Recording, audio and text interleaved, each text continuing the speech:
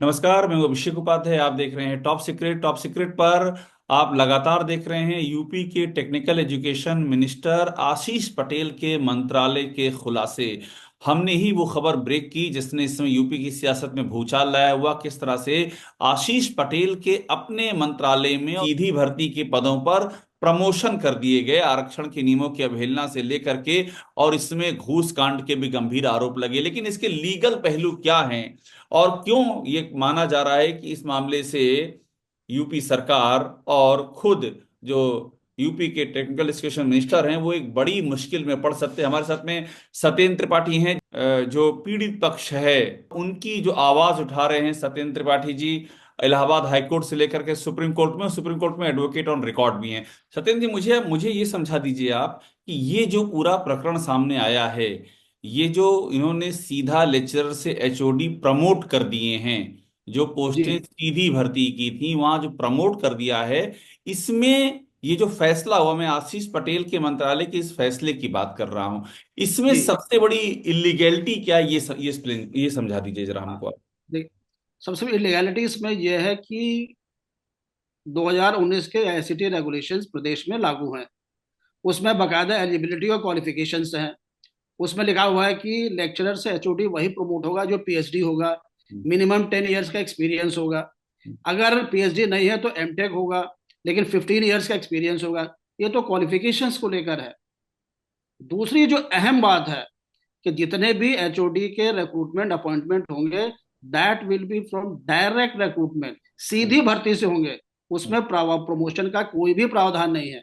हम्म, और जो सबसे बड़ी बात यह है कि जब इन्होंने एआईसीटी के रेगुलेशंस को लागू नहीं किया तो इनके खिलाफ इलाहाबाद हाईकोर्ट में कंटेंट पिटिशन दाखिल हुआ। हम्म, कंटेंट पिटिशन नंबर 43 और 2013।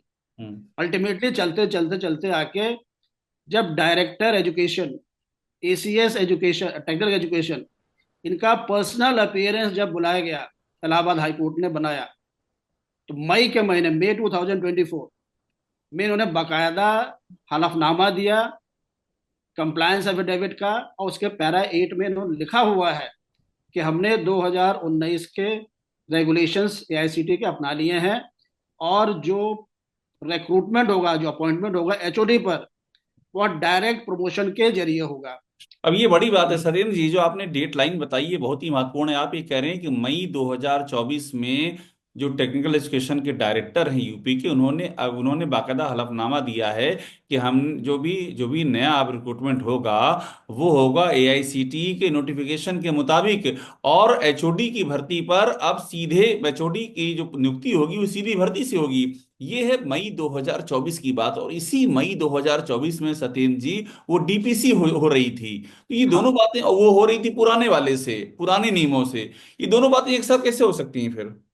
तो यही सबसे इलीगैलिटी है। उस कंप्लायंस एफिडेविट के बाद ही ये डीपीसी हुई 23 मई 2024 को। हम्म, तो लेकिन बात जो मेरी समझ में आती है, ये बाकायदा टेक्निकल एजुकेशन के सभी जो लोग बैठे हुए हैं, इनको पता है कि ये गलत हम कर रहे हैं। हम्म, इसीलिए डीपीसी का जो परिणाम जून में ही आना था, हम्म, उसमें रस्सा कसी चली और अंत में जाकर 9 दिसंबर को ये आया, जो कि टोटली इलीगल था ये। हम्म। तो आप मुझे ये बताइए, आप ये कह रहे हैं कि ये मई में खुद यूपी सरकार के टेक्निकल एजुकेशन के डायरेक्टर ने ये लिख करके दे दिया, वो भी हाई कोर्ट में, कि ये तो सीधी जी भर्ती वाली पोस्ट है और जी एआईसीटी के मुताबिक ही हम करेंगे। उसके बाद भी इन्होंने डीपीसी कर ली। अब ये बताइए कि डीपीसी करने के पीछे, आप तो दोनों ही पक्षों को समझते हैं, सरकार जी। क्या तर्क दे रही है? वो कैसे इस डीपीसी को जायज ठहरा रही है? आपको क्या लगा? नहीं, सरकार तो सीधे सीधे कह रही है कि हमने नियमों के अनुसार नहीं किया है।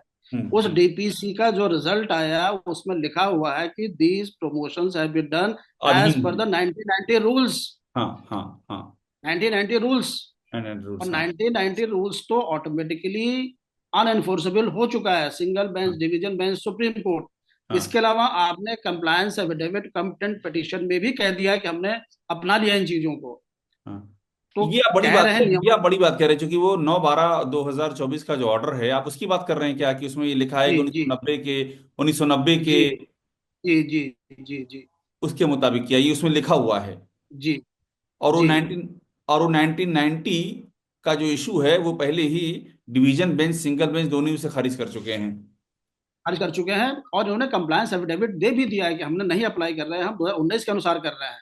हाँ, और सब दूसरी बात जो इसका फाइनेंशियल एस्पेक्ट है, मतलब जिस आधार 19। पे इन्होंने किया, सत्यन जी एक सेकंड और क्लियर कर लो, जिस जी आधार पे जी इन्होंने ये डीपीसी की वो आधार हाईकोर्ट की सिंगल और डिवीजन बेंच दोनों खारिज कर चुकी हैं, और सुप्रीम कोर्ट बिल्कुल। कह चुका है कि इसमें कोई इंटरफेयर की जरूरत नहीं है। नहीं है, बिल्कुल। और दूसरा जो फाइनेंशियल जो एस्पेक्ट है, हम्म। फाइनेंशियल एस्पेक्ट 2019 के रेगुलेशंस के अनुसार 1,31,000 का इनके पास एक स्केल है। हम्म। 1990 में 4,000 6,000 जो भी स्केल हो रहा है वो सिस्टम है। इन्होंने हम्म। पे स्केल दे दिया 2019 वाला, हम्म। इसलिए तनख्वाह इतनी लंबे बढ़ जा रही है। जो हम्म। फाइनेंशियल एस्पेक्ट आ जा रहा है, हम्म। पैरामीटर्स इन्होंने क्वालिफिकेशन एलिजिबिलिटी 1990 जो कि अनएनफोर्सेबल हो चुका है उसको हम्म। बनाया है, वो इलीगल है। लेकिन स्केल आपका ये दे दिया है। मतलब सबसे जो पैरामीटर है 1990 का और स्केल दे रहे हैं 2019 की। नहीं, जी जी। और जो सबसे बड़ी बात यह है कि जो ये डायरेक्ट रिक्रूटमेंट किया गया है, इसके पीछे बकायदा एक स्पेसिफिक पर्पस है, हम्म। टेक्निकल एजुकेशन की क्वालिटी बढ़े और हम्म। देश भर के जो टैलेंटेड और अच्छे टीचर्स कैटेगरी में आते हैं, वेल क्वालिफाइड लोग, उनको अट्रैक्ट किया जाए। एक बात मुझे उनको और बता अट्रैक्ट। दीजिए सत्येंद्र जी, जो इन लोगों का तर्क है जो मैंने पढ़ा अखबारों में, विभाग की ओर से ये बात कही गई कि ये उनका प्रमोशन किया है जो पहले के हैं, मतलब एआईसीटीई के नोटिफिकेशन के पहले के जो बैकलॉग है उनका हमने किया है, जो अभी तक मैंने पढ़ा और समझा इनका पक्ष। नहीं नहीं, पहले और बाद का मतलब ही नहीं है। हम्म। हम्म। प्रमोशन, ये अपॉइंटमेंट तो आज कर रहे हैं ना। तो हम्म। आज का जो अपॉइंटमेंट होगा, जो पहले से अपॉइंट हो चुके हैं पहले हम्म। क्वालिफिकेशन अनुसार, वो उनको रिजेक्ट नहीं किया जाएगा। हम्म। लेकिन जो अब अपॉइंटमेंट होंगे, तो ये हम्म। अपॉइंटमेंट प्रमोशन का मतलब ये अपॉइंटमेंट एचओडी का आज हो रहा है। तो हम्म। ये एलिजिबिलिटी उनको लेकर आनी पड़ेगी, तब वो एलिजिबल होंगे इसके लिए। और एक बात और, ये जो 2019 के जिस नोटिफिकेशन की आप बात कर रहे हैं उसमें जो 3 साल का एक जो ग्रेस पीरियड हम कह सकते हैं, जो तीन हाँ साल का हाँ। समय दिया गया था कि जी इन तीन जी साल के भीतर अगर किसी का है जी प्रमोशन का मामला तो जी आप एडजस्ट कर लीजिए, क्या वो वक्त भी जी। गुजर चुका है? 2019 का नोटिफिकेशन है। जी। उसका एक क्लैरिफिकेशन 2020 में एसईटी ने किया कि हम्म। 3 साल का ग्रेस दिया जा रहा है, जो कि 1 मार्च 2022 को समाप्त हो चुका है। हम्म। और मजे की बात यह है कि एक ऑलरेडी उत्तर प्रदेश सरकार द्वारा एक रिजोल्यूशन बीच में निकला था, हम्म। सर्कुलर बीच में निकला था, हम्म। कि जब पहले किया जा रहा था प्रमोशन, तो उसमें लिखा था उन्होंने कि भाई जो 2022 तक एलिजिबिलिटी उनको एलिजिबिलिटी उस तारीख तक लेकर आ जानी है, छूट नहीं मिला है। They have hmm. Been given grace of period के 3 साल आपके पास और है, इसमें आप वो एलिजिबिलिटी लेकर आ जाइए। हम्म। तब आपको मान लिया जाएगा, विद इन 3 इयर्स कंसिडर कर दिया जाएगा आपको। तो हम्म। 22 से खत्म हो चुका है। और ये सरकार पिछले डीपीसी में प्रिंसिपल वाले में ये मान भी चुकी है, कह भी चुकी है कि 2022 को खत्म हो चुका है, वो ग्रेस टाइम का, एलिजिबिलिटी का नहीं, हम्म। वो चीज। और ये सरकार ये बात मान भी चुकी है कि वो खत्म हो चुका है। एकदम एकदम। वो सारी बातें कोर्ट के सामने सब है, इनके पास भी सब कुछ है। लेकिन अब क्यों किया गया, कैसे आप किया मुझे गया, एक बात गॉड बताइए, नोस। सत्येंद्र जी, आप सारे कानूनी पहलुओं से वाकिफ हैं, इस तरह की बातें कल को कोर्ट के सामने फिर आएंगी, ये डीपीसी भी चैलेंज तो होगी ना? ये जो जो नौ बिल्कुल नौ होगी, नौ एकदम होगी। दिसंबर का ऑर्डर चैलेंज होगा ना सत्येंद्र जी? बिल्कुल बिल्कुल बिल्कुल होगा। क्या है आपकी तैयारी इसको लेकर के? अब यह है कि छुट्टियां हो रही हैं, बाकी जो भाई हम लोग तो वकील हैं, हाँ, हाँ। पिटिशनर्स आते हैं, उनका आ रहे हैं, उनका हम बाकायदा पिटिशन तैयार कर रहे हैं, और आफ्टर छुट्टियां वो फाइल हो जाएगा वो। मतलब ये चैलेंज होगा 9 दिसंबर निश्चित 2024 का ऑर्डर। निश्चित निश्चित चैलेंज होगा। अच्छा, मुझे ये बताइए कि ये जो चूंकि आपने दो बड़ी अहम बातें बताई, तो आपने 1990 वाला बताया कि 90 के मुताबिक ये इसको कर रहे हैं, और 90 वाली बात ऑलरेडी खारिज हो चुकी है कोर्ट में, जी और वो भी एपेक्स कोर्ट तक खारिज हो चुकी है, वो उसकी जी सुनवाई जी नहीं हुई है। जी और दूसरा आपने महत्वपूर्ण बात ये भी बताई कि खुद इस सरकार के टेक्निकल एजुकेशन के डायरेक्टर कोर्ट में जाकर एफिडेविट दे चुके हैं कि हम अब हम सीधी भर्ती से करेंगे, एआईसीटी को लागू करेंगे। इन जी हालातों में ये जो जिम्मेदारी बनेगी, मैं अब लीगल कॉन्सिक्वेंसेस पूछ रहा हूं आपसे, ये जी जी जिम्मेदारी जी। कहां तक जाएगी? क्या इसमें मंत्री की जिम्मेदारी नहीं बनेगी? क्या प्रमुख सचिव की नहीं बनेगी? किसकी नहीं बन किसकी किसकी बनेगी जिम्मेदारी इसमें? देखिए, जिम्मेदारी तो जो भी इस डिपार्टमेंट में शीर्ष पर लोग हैं, हम्म। अल्टीमेटली उनके संज्ञान में ही ये बातें हुई हैं, तो हम्म। जिम्मेदारी तो उनकी बनेगी ही। हम्म। और इसमें इसमें इसके लीगल कॉन्सिक्वेंसेस क्या हो सकते हैं? दो बातें हैं। एक तो ये है कि कोर्ट ने, अगर आप जो बात कह रहे हैं उन सब चीजों को कसौटी पे कसा, तो ये भी हो सकता है कि इस 9 दिसंबर के ऑर्डर को निरस्त कर दिया जाए, ये भी हो सकता है। दूसरा ये बिल्कुल बताइए कि बिल्कुल। इसमें जो जो भी कैरेक्टर्स हैं, क्या उनके ऊपर कोई एक्शन भी हो सकता है? क्या कोर्ट किस तरह की जांच का ऑर्डर भी दे सकती है? कोई लीगल कॉन्सिक्वेंसेज उनको भी भुगतने जरूरी? क्योंकि आपकी जो बातें हैं वो तो ये स्थापित कर रही हैं कि ये कोर्ट के दिशा निर्देशों और ऑर्डर के खिलाफ जाकर के हुआ है। नहीं देखिए, अगर कंटेम्प्ट में लोग जाते हैं तो कोर्ट एक्शन ले सकती है, अदरवाइज तो ये सरकार का काम है वो देखे भी कि इतनी गड़बड़ी कैसे हो गई। तो हम्म सरकार को जांच करा के एक्शन लेना चाहिए। हम्म हम्म हम्म।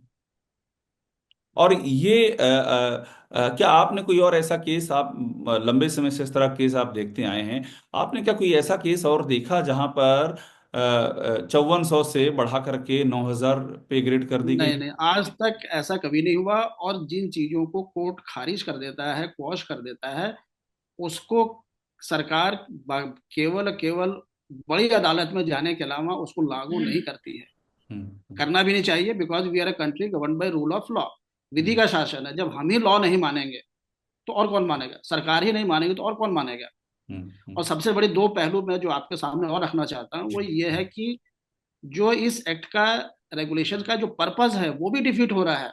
हम्म क्वालिटी एजुकेशन, जो टैलेंटेड लोग लाने हैं और पूरे हम्म देश में जो यूनिफॉर्म टेक्निकल एजुकेशन होगी तो वो हम्म आनी है, वो भी ध्वस्त हो रही है। और हम्म तीसरी जो सबसे बड़ी बात यह है कि क्योंकि लीगल प्रोफेशन में हम हैं इसलिए दर्द है उस बात का हमको।